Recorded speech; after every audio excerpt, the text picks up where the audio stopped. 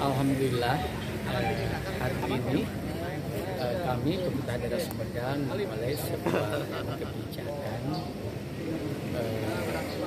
keharusan bagi ASN, non-ASN Pemda Sumedang, PNS, P3K, dan honorer non-ASN untuk menggunakan angkutan umum, jalan kaki atau naik sepeda ke kantornya, ke tempat kerjanya tiap hari Jumat. Mengapa kami yang pertama tentunya membiasakan masyarakat Sumedang dimulai dari ASN dan ASN untuk menggunakan transportasi publik atau angkutan umum. Apa keuntungan kalau kita menggunakan angkutan umum? Yang pertama tentunya menjaga lingkungan hidup, mengurangi polusi, mengurangi emisi karbon. Yang biasanya setiap kendaraan datangnya ke Pemda, sekarang satu kendaraan umum bisa oleh 5-10 orang. Jadi mengurangi emisi karbon dan tidak banyak bahan bakar yang terbakar dan terbuang. Kedua, dia menghemat biaya juga. Kalau dia pakai kendaraan pribadi, berapa biaya kendaraan bensin dan sebagainya dibandingkan dengan kalau bayar menggunakan kendaraan. Yang ketiga adalah menghidupkan, menambah pendapatan untuk UMKM, yaitu pemilik angkutan umum dan supirnya. Karena kalau dengan kebijakan ini akan menambah pendapatan bagi para supir dan pemilik kendaraan. Karena ada yang milik sendiri atau milik orang lain. Meningkat pendapatannya, saya yakin bisa menghidupi keluarganya dan meningkat kesejahteraannya. Yang keempat, dengan kebijakan ini akan menyehatkan ASN dan honorer sebagai yang lainnya, karena kalau menggunakan angkot tidak berhenti tepat di depan kantor, tapi di tempat-tempat tertentu yang orang harus untuk berjalan lagi. Dannya nambah gerak, akan menyehatkan seperti itu. Yang kelima, poin penting makna dari kegiatan ini adalah bisa berinteraksi dengan warga. ASN bisa menyerap aspirasi warga, seperti bupati, wagub, sekda, bisa menyerap aspirasi warga dari bagaimana kondisi di lapangan, sedang naik harga bahan pokok misalnya, masalah pengangguran, masalah kemiskinan, masalah pelayanan dan sebagainya. Ya kayak tadi kan saya dapat informasi Pak BPJS tenaga kerja dong untuk para supir, dan supirnya luar biasa, ternyata punya anaknya kuliah, kan bagus, terus dijaga. Jangan sampai seperti saya Pak Dokter sedih maju lagi. Jadi itu berinteraksi dengan warga, bisa menyerap aspirasi. Semakin banyak kita berinteraksi, akan semakin banyak inspirasi yang ada di kebijakan. Pagi ini saya udah dapat masukan Pak BPJS nah kerja bagi para supir, karena para supir kan berisiko juga.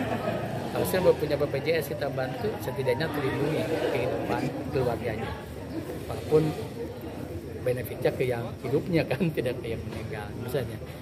Yaitu berinteraksi dengan warga, dengan aspirasi rakyat, dan kita hadir di tengah masalah mereka, nanti masukannya dirumuskan menjadi sebuah kebijakan.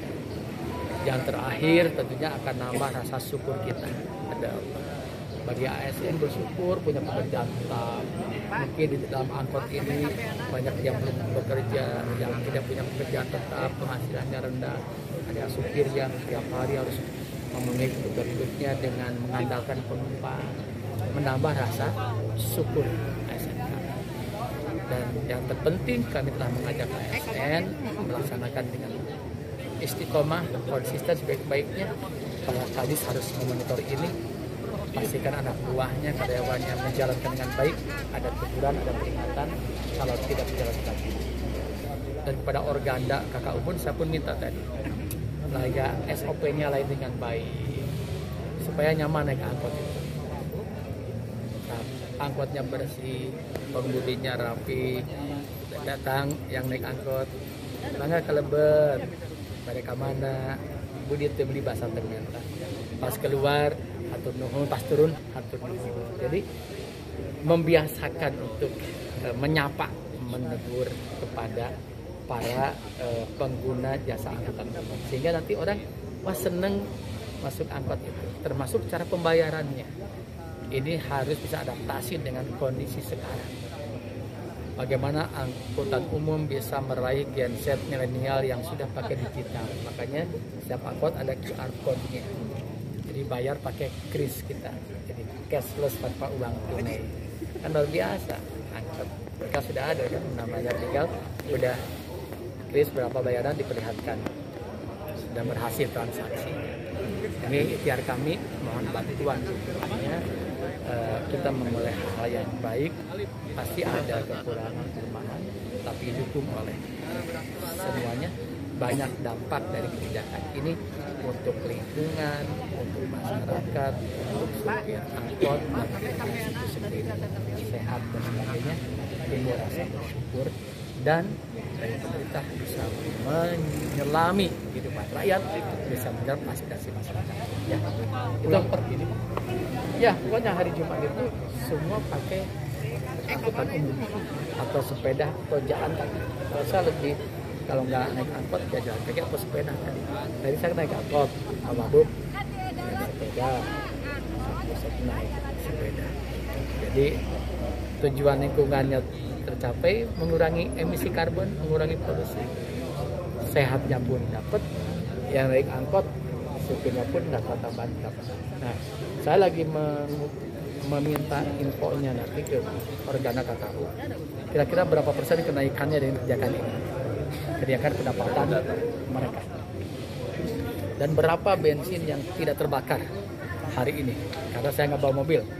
Saya silakan bawa mobil 2 kan, koridor dan itu kan berkurang. Contoh, yang dihitung Bu Sekda berapa kendaraan yang tidak jalan yang mudik ASN 9. Jadi itu nanti kuantitas. Jadi misalnya ASN ada 10.000, perkirakan yang punya mobil 20 atau motor 20%. Berapa itu berkurang untuk bensin dan sebagainya, berapa mereka pendapatannya ya. Pak, ada pengecualian nggak sih Pak? Misalkan Ya kalau mendesak yang sakit ya jelas di edaran ada mendesak atau hamil atau sakit, hitung agak sakit ada apa aja yang mendesak. Kalau ada yang ngakalin Pak bawa mobil kan parkirnya agak jauh dari IPP itu Ya kami tegur itu. Akan ada patroli, kami akan ngecek apa namanya, kan mudah kelihatannya tiba-tiba banyak mobil di luar. Dan di sini kan di stop di sini nggak boleh masuk, nggak boleh ada mobil masuk pokoknya. Kecuali yang ada tamu kan, ada tamu. Tapi di stop. Kalau dia ngakalin di luar, kami akan buat teguran keras. Pak, itu soal pengawasan Pak.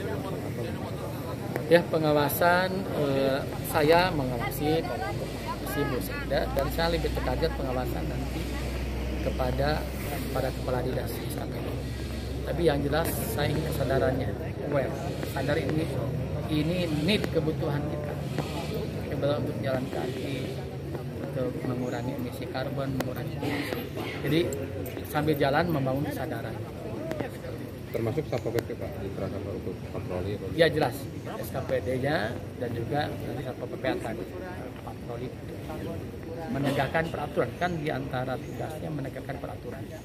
Peraturan itu ada perda, ada atau bupati, ada kebijakan daerah. Satpol PP pasti turun begitu otomatis. Ya. Pak, nanti ada penamaan jalur ke depan IPP Pak? Karena kan sekarang hanya dari angkot aja. Ada 06, 03 juga ke sini. 02. Jadi sini ada berapa angkot ya?